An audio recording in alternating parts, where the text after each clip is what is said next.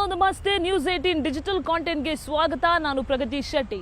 ನಾಳೆಯಿಂದ ರಾಜ್ಯಾದ್ಯಂತ ಸಿಇಟಿ ಪರೀಕ್ಷೆ 2 ದಿನಗಳ ಕಾಲ ನಡೆಯಲಿದೆ. ವಿವಿಧ ವೃತ್ತಿಪರ ಕೋರ್ಸ್ಗಳಿಗೆ ಪ್ರವೇಶವನ್ನ ಪಡೆಯುವಂತಹ ವಿದ್ಯಾರ್ಥಿಗಳು ಬರಿಬೇಕಾದಂತಹ ಸಾಮಾನ್ಯ ಪ್ರವೇಶ ಪರೀಕ್ಷೆ ಇದು. ಹಾಗಾದ್ರೆ ಈ ಸಿಇಟಿಗೆ ವಸ್ತ್ರ ಸಂಹಿತೆ ಯಾವ ರೀತಿಯಾಗಿದೆ? ಇದು ಬಹಳ ಪ್ರಮುಖವಾದದ್ದು. ವಿದ್ಯಾರ್ಥಿಗಳು ಯಾರೆಲ್ಲ ಸಿಇಟಿ ಎಕ್ಸಾಮ್ ಬರಿತಾ ಇದ್ದಾರೆ ಅವರೆಲ್ಲರೂ ಕೂಡ ಗಮನ ಕೊಟ್ಟು ಕೇಳಬೇಕಾದಂತಹ ವಿಚಾರ. ಇಲ್ಲಾಂದ್ರೆ ಎಕ್ಸಾಮ್ ಬರೆಯೋದಕ್ಕೆ ನಿಮಗೆ ಅವಕಾಶನೇ ಸಿಗೋದಿಲ್ಲ. ಈ ಸಲ ಕರ್ನಾಟಕ ಪರೀಕ್ಷಾ ಪ್ರಾಧಿಕಾರ ಏನೇನ್ ರೂಲ್ಸ್ ಅನ್ನ ಅನುಷ್ಠಾನ ಮಾಡ್ತಿದೆ ಈ ಎಲ್ಲ ವಿಚಾರವನ್ನ ಇವತ್ತಿನ ಈ ವಿಡಿಯೋದಲ್ಲಿ ನಾವು ನಿಮ್ಗೆ ಹೇಳ್ತಾ ಹೋಗ್ತೀವಿ, ಕೇಳಿ. ಸೊ ರಾಜ್ಯಾದ್ಯಂತ ಈಗಾಗಲೇ 3,34,470ಕ್ಕೂ ಅಧಿಕ ಮಂದಿ ಸಿಇಟಿಗೆ ರಿಜಿಸ್ಟರ್ ಆಗಿದ್ದಾರೆ. ನಾಳೆ ಮತ್ತು ನಾಡಿದ್ದು 2 ದಿನಗಳ ಕಾಲ ಬೆಳಿಗ್ಗೆ ಮತ್ತೆ ಮಧ್ಯಾಹ್ನ ಎಕ್ಸಾಮ್ ನಡೆಯುತ್ತೆ. ಪ್ರತಿ ಸಲ ಕೂಡ ವಸ್ತ್ರ ಸಂಹಿತೆಯನ್ನ ಕರ್ನಾಟಕ ಪರೀಕ್ಷಾ ಪ್ರಾಧಿಕಾರ ಮಾಡುತ್ತೆ.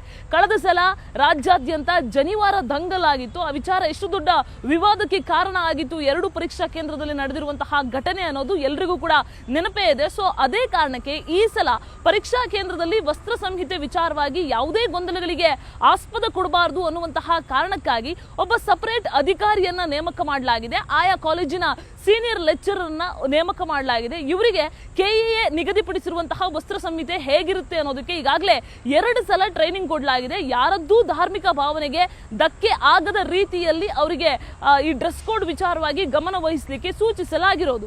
ಕೆಲವೊಂದಿಷ್ಟು ಜನ ಇಂತಹ ಒಂದು ಡ್ರೆಸ್ಗೆ ಅಥವಾ ಅವರ ಒಂದು ಧಾರ್ಮಿಕ ಭಾವನೆಗೆ ಅನುಗುಣವಾಗಿ ಬಟ್ಟೆಯನ್ನು ಹಾಕಿರ್ತಾರೆ, ಪರ್ಟಿಕ್ಯುಲರ್ ಇರ್ತಾರೆ. ಅಂತವರು 2 ಗಂಟೆಯ ಮುಂಚೆ ಪರೀಕ್ಷಾ ಕೇಂದ್ರಕ್ಕೆ ಬರಬೇಕು.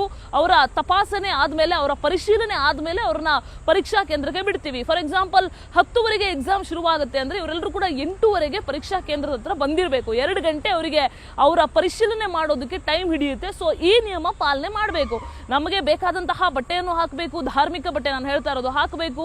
ಅದ್ರ ಜೊತೆಗೆ ನಾವು ಪರಿಶೀಲನೆ ಮಾಡೋದಕ್ಕೆ ಒಪ್ಪೋದಿಲ್ಲ ಅಂದ್ರೆ ಆಗೋದಿಲ್ಲ. ಅದೆರಡಕ್ಕೂ ಕೂಡ ಒಪ್ಪಲೇಬೇಕು, ಸಹಕರಿಸಬೇಕು ಅಂತ ತಿಳಿಸಿರುವಂತದ್ದು. ಅದರ ಜೊತೆಗೆ ಎಕ್ಸಾಮ್ಗೆ ಬರುವಂತಹ ಮಕ್ಕಳಿಗೆ ಜನರಲ್ ಆಗಿ ಒಂದು ಡ್ರೆಸ್ ಕೋಡ್ ಅನ್ನ ಹೇಳಿದ್ದಾರೆ. ಈ ಹುಡುಗರಾಗ್ಲಿ ಹುಡುಗಿರಾಗ್ಲಿ ಅವರು ಪೂರ್ಣ ಪ್ರಮಾಣದ ಫುಲ್ ಸ್ಲೀವ್ಸ್ ಇರುವಂತಹ ಅಂದ್ರೆ ಪೂರ್ಣ ತೋಳಿರುವಂತಹ ಬಟ್ಟೆ ಏನಿರುತ್ತೆ ಅಂತಹ ಬಟ್ಟೆಯನ್ನ ಧರಿಸಬಾರದು. ಆದಷ್ಟು ಕಾಲರ್ ಇರುವಂತಹ ಬಟ್ಟೆ ಧರಿಸದೇ ಇದ್ರೆ ಉತ್ತಮ, ಅವಾಯ್ಡ್ ಮಾಡಿದ್ರೆ ಒಳ್ಳೆಯದು. ಜೀನ್ಸು ಸಿಕ್ಕ ಈ 16 ಜೇಬ್ಸ್ಗಳಿರುವಂತಹ ಒಂದು ಸ್ಟೈಲಿಶ್ ಪ್ಯಾಂಟ್ಸ್ಗಳೆಲ್ಲ ಇರ್ತಾವಲ್ಲ ಅಂತಹ ಪ್ಯಾಂಟ್ಸ್ ಅನ್ನ ಸ್ಪೆಷಲಿ ಹುಡುಗರು ಅವಾಯ್ಡ್ ಮಾಡಬೇಕು ಅನ್ನುವಂತಹ ಸಲಹೆಯನ್ನ ಕೊಡಲಾಗಿದೆ. ಈ ಕುರ್ತಾ ಇರ್ತಾ ಅಂತವೆಲ್ಲ ಬಿಟ್ಟು ಆದಷ್ಟು ಈ ಜಾಕೆಟ್ಸ್ ಆಗಲಿ ಅಥವಾ ಈ ಜೇಬುಗಳು ಜಾಸ್ತಿ ಇರುವಂತಹ ಪ್ಯಾಂಟ್ಸ್ ಅನ್ನ ಧರಿಸಬಾರದು ಅನ್ನುವಂತಹ ಸೂಚನೆಯನ್ನ ಕೊಡಲಾಗಿದೆ. ಇನ್ನ ಮಂಗಳಸೂತ್ರವನ್ನು ಹೊರತುಪಡಿಸಿ ಯಾವುದೇ ರೀತಿಯಾದಂತಹ ಆಭರಣಗಳನ್ನ ಧರಿಸಬಾರದು. ಎಲೆಕ್ಟ್ರಾನಿಕ್ಸ್ ಐಟಮ್ಸ್ ಏನಾದ್ರೂ ಇದೆ ಅದನ್ನ ತರಲೇಬಾರದು ಅನ್ನುವಂತಹ ಸೂಚನೆಯನ್ನ ಕೊಡಲಾಗಿರುವಂತಹದ್ದು. ಜೊತೆಗೆ ಗಡಿಯಾರ ಎಲ್ಲ ಅಲ್ಲೇ ಇರುತ್ತೆ, ಅದನ್ನೆಲ್ಲ ನೋಡ್ಕೊಳ್ಬೇಕು. ಜೊತೆಗೆ OMR ಶೀಟ್ ಅನ್ನ ಹೇಗೆ ಫಿಲ್ ಮಾಡಬೇಕು ಎಲ್ಲ ವಿಚಾರಕ್ಕೆ ಸಂಬಂಧಪಟ್ಟ ಹಾಗೆ ಹಾಲ್ ಟಿಕೆಟ್ ಅನ್ನ ಯಾವಾಗ ನಿಮ್ಗೆ ಡೌನ್ಲೋಡ್ ಮಾಡ್ಕೊಳ್ಳೋದಕ್ಕೆ ಅವಕಾಶ ಕೊಟ್ಟರು ಆವಾಗಲೇ ನಿಮ್ಗೆ ಒಂದು OMR ಶೀಟ್ ನ ಪ್ರತಿ ಕೂಡ ಕೊಟ್ಟಿದ್ದಾರೆ. ಆ OMR ಶೀಟ್ ಅಲ್ಲಿ ನೀವು ಪ್ರಾಕ್ಟೀಸ್ ಮಾಡಬೇಕು. ನಾಳೆ ಎಕ್ಸಾಮ್ ಟೈಮ್ ಅಲ್ಲಿ ಯಾವುದೇ ರೀತಿಯಾದಂತಹ ಎಡವಟ್ಟು ಮಾಡಬಾರದು ಅನ್ನುವಂತಹ ಕಾರಣಕ್ಕೆ ಈ ಪ್ರಾಕ್ಟೀಸ್ ಮಾಡಿ ಅನ್ನುವಂತಹ ಸಲಹೆಯನ್ನ ಪರೀಕ್ಷಾ ಪ್ರಾಧಿಕಾರ ಕೊಟ್ಟಿರುವಂತಹದ್ದು. ಅದನ್ನ ಹೊರತುಪಡಿಸಿದ್ರೆ ಮಂಗಳಸೂತ್ರವನ್ನ ಬಿಟ್ಟು ಬೇರೆ ಯಾವುದೇ ರೀತಿಯ ಆಭರಣವನ್ನ ಧರಿಸಿ ಬರಬಾರದು ಅಂತ ಬಹಳ ಸ್ಪಷ್ಟವಾಗಿ ಕೆಇಎ ತಿಳಿಸಿರುವಂಥದ್ದು. 745 ಪರೀಕ್ಷಾ ಕೇಂದ್ರಗಳಲ್ಲಿ ಎಕ್ಸಾಮ್ ಆಗ್ತಾ ಇದೆ.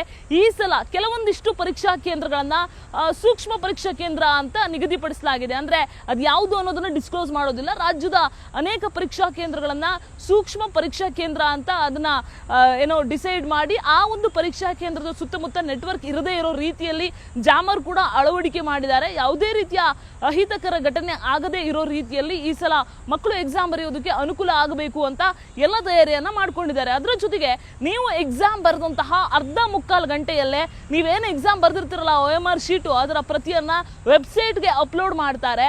ಅಂದ್ರೆ ಯಾವ ಕ್ವೆಶ್ಚನ್ಗೆ ಏನೇನು ಆನ್ಸರ್ ಬರ್ದಿದ್ದೀರಾ ಅದೆಲ್ಲವನ್ನು ಕೂಡ ನೀವು ನೋಡ್ಕೊಳ್ಳೋದಕ್ಕೆ ಅವಕಾಶ ಇರುತ್ತೆ. ನೀವು ಬರ್ದಿರೋ ಆನ್ಸರು, ನಿಮ್ಮ ಪಕ್ಕದ ಮನೆಯವರು ಬರ್ದಿರೋ ಆನ್ಸರು ಅಥವಾ ನಿಮ್ಮ ಫ್ರೆಂಡ್ಸ್ ಬರ್ದಿರೋ ಆನ್ಸರು ಅದೆಲ್ಲವನ್ನು ಕೂಡ ನೀವು ನೋಡ್ಬೋದು. ಅಂದ್ರೆ ನಿಮ್ಮ ನೇಮ್ ಡೀಟೇಲ್ಸ್ ಇಂದ ಹಿಡಿದು ರಿಜಿಸ್ಟರ್ ನಂಬರ್ ಇಂದ ಹಿಡಿದು ಪ್ರತಿಯೊಂದು ಮಾಹಿತಿಯೂ ಕೂಡ OMR ನ ಶೀಟ್ ನಲ್ಲಿ ಏನೇನು ಮಾಹಿತಿ ಇರುತ್ತೆ ಅದೆಲ್ಲವೂ ಕೂಡ ವೆಬ್ಸೈಟ್ಗೆ ಅಪ್ಲೋಡ್ ಆಗುತ್ತೆ. ಯಾಕೆ ಈ ರೀತಿಯಾಗಿ ಮಾಡಿದ್ದಾರೆ ಅಂತ ಕೇಳಿದ್ರೆ ಪರೀಕ್ಷೆಯಲ್ಲಿ ಪಾರದರ್ಶಕತೆಯನ್ನ ತರುವಂತಹ ಉದ್ದೇಶದಿಂದ. ಅಂದ್ರೆ ಮಕ್ಕಳಿಗೆ ತಾನು ಬರೆದಿರುವಂತಹ ಪ್ರಶ್ನೆಗಳು ಇದು ಸರಿ ಇದೆ, ನನಗೆ ತಪ್ಪು ಬಂತು, ನನಗೆ ಕಡಿಮೆ ಮಾರ್ಕ್ಸ್ ಬಂತು ಅಂತ ಅನ್ನಿಸಬಾರ್ದು ಅನ್ನುವಂತಹ ಕಾರಣಕ್ಕೋಸ್ಕರ ಈ ರೀತಿಯಾಗಿ ಪಾರದರ್ಶಕತೆಯನ್ನು ತರುವುದಕ್ಕೋಸ್ಕರ OMR ಶೀಟ್ ಅನ್ನ ವೆಬ್ಸೈಟ್ಗೆ ಅಪ್ಲೋಡ್ ಮಾಡಲಾಗ್ತಾ ಇದೆ.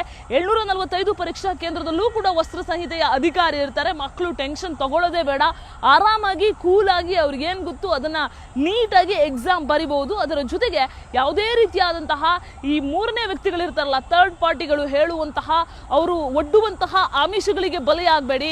OMR ಶೀಟ್ ಅನ್ನ ಬ್ಲಾಂಕ್ ಇಟ್ ಬನ್ನಿ ನಾವು ಫಿಲ್ ಮಾಡ್ಕೊಡ್ತೀವಿ ಅಂತ ಯಾರಾದರೂ ಅಂತಕಂತೆಯ ಕಥೆಗಳನ್ನ ಹೇಳಿದ್ರೆ, ನಿಮ್ಮ ಹತ್ರ ದುಡ್ಡನ್ನ ವಸೂಲಿ ಮಾಡಿದ್ರೆ ದಯವಿಟ್ಟು ಅದು ಯಾವುದೇ ರೀತಿಯಾದಂತಹ ಮೋಸದ ಜಾಲಕ್ಕೆ ಬೀಳ್ಬೇಡಿ. ಯಾಕಂದ್ರೆ ನೀವು ಏನು ಬರ್ದಿರ್ತೀರಾ ಆ OMR ಶೀಟು ಅದು ಡೈರೆಕ್ಟ್ ಆಗಿ ಅಪ್ಲೋಡ್ ಆಗುತ್ತೆ. ಸೊ ಹಾಗಾಗಿ ನಿಮ್ಗೆ ಯಾರು ಕೂಡ ಇಲ್ಲಿ ಥರ್ಡ್ ಪಾರ್ಟಿ ಇನ್ವಾಲ್ವ್ ಆಗಕ್ಕೆ ಸಾಧ್ಯ ಇಲ್ಲ. ಬಹಳ ಪಾರದರ್ಶಕತೆಯಿಂದ ಪರೀಕ್ಷಾ ಪ್ರಾಧಿಕಾರ ಈ ಸಲ ಎಕ್ಸಾಮ್ ಅನ್ನ ನಡೆಸ್ತಾ ಇರುವಂತದ್ದು. ಸೊ 2 ದಿನಗಳ ಕಾಲ ಎಕ್ಸಾಮ್ ಇರುತ್ತೆ. ಆದಷ್ಟು ಒಳ್ಳೆ ರೀತಿಯಲ್ಲಿ ಪ್ರಿಪೇರ್ ಆಗಿ ಯಾವುದೇ ಗೊಂದಲಕ್ಕೆ ಒಳಗಾಗದೆ, ಇನ್ನೂ ಹೆಚ್ಚಿನ ಮಾಹಿತಿ ಬೇಕು ಅಂದ್ರೆ KEA ವೆಬ್ಸೈಟ್ಗೆ ಹೋಗಿ ನಿಮಗೆ ಅಷ್ಟು ಇನ್ಫಾರ್ಮೇಶನ್ ಸಿಗ್ತಾ ಹೋಗುತ್ತೆ. ಆದಷ್ಟು ಒಳ್ಳೆ ರೀತಿಯಾಗಿ ಎಕ್ಸಾಮ್ ಬರೀರಿ ಅನ್ನೋದೇ ನಮ್ಮ ಆಶಯ. ನಿರ್ಭೀತ, ನಿಷ್ಪಕ್ಷಪಾತ, ವಿಶ್ವಾಸಾರ್ಹ ಸುದ್ದಿಗಳಿಗೆ ಮತ್ತೊಂದು ಹೆಸರಾಗಿರುವ ನ್ಯೂಸ್ 18 ಕನ್ನಡ ಈಗ ಆಪ್ನಲ್ಲೂ ಲಭ್ಯವಿದೆ. ದಯವಿಟ್ಟು ಇಲ್ಲಿರುವ QR ಕೋಡ್ ಸ್ಕ್ಯಾನ್ ಮಾಡಿಕೊಂಡು ಆಪ್ ಡೌನ್ಲೋಡ್ ಮಾಡೋದನ್ನ ಮರಿಬೇಡಿ. ನಿಮ್ಮ ಬೆಂಬಲ ಹೀಗೆ ಸದಾ ನಮ್ಮೊಂದಿಗಿರಲಿ. ಧನ್ಯವಾದ.